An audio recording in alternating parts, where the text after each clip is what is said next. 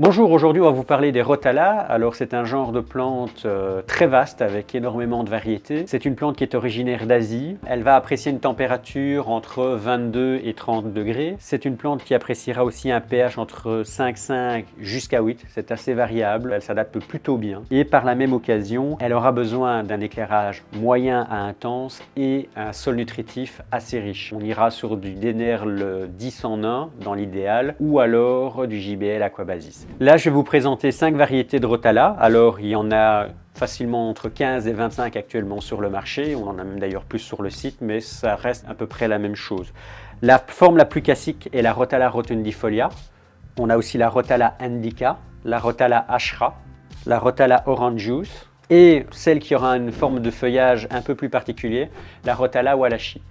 On a aussi la Rotala SP Vietnam. On n'en a pas pour le moment parce que on est en hiver au moment où on tourne cette vidéo et c'est pas vraiment la saison pour cette plante-là en culture en serre. Souvent, quand vous allez la recevoir sous forme émergée, c'est-à-dire avec des feuilles assez rondes qui sont appelées à disparaître pour devenir avec une feuille assez longitudinale. D'ailleurs, c'est souvent une réflexion que nos clients nous font, c'est tiens, en photo, j'ai une Rotala qui est rouge pétante, et là, vous m'avez envoyé une plante avec des tiges vertes et un peu de rouge, c'est pas la bonne plante.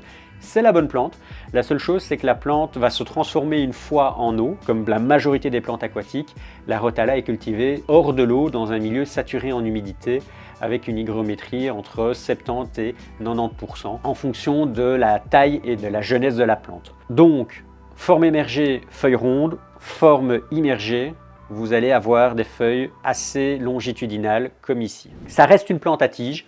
On est sur une plante à espacer de 1 à 2 cm. Comme pour les autres plantes, vous retrouverez les conseils de plantation sur notre vidéo des hygrophilas. Le principal problème que nos clients vont avoir, ça va être la fertilisation, soit au niveau du sol, soit au niveau du complément en termes d'engrais. Au niveau du sol, il est vraiment important que si vous n'avez pas un sol assez riche, de mettre un complément, soit des JBL boulettes, soit du Easy Root, ou alors partir sur un complément liquide, comme par exemple le Macro Red de chez AquaArt ou le Premium Nutrition de chez Tropica. Pourquoi ces deux engrais sont pas mal? Parce que tout simplement ils contiennent du fer. Attention de ne pas trop surdoser si vous avez des crevettes, c'est vraiment important. Et il y a un bon équilibre entre le potassium et les autres éléments comme le phosphore ou les nitrates. C'est une plante aussi que vous allez retrouver en in vitro, alors principalement dans la gamme Tropica et chez Aquaflora. Donc vous avez par exemple la Rotala ashra, la Rotala rotundifolia, la SP Green aussi. Enfin vous avez pas mal de variétés.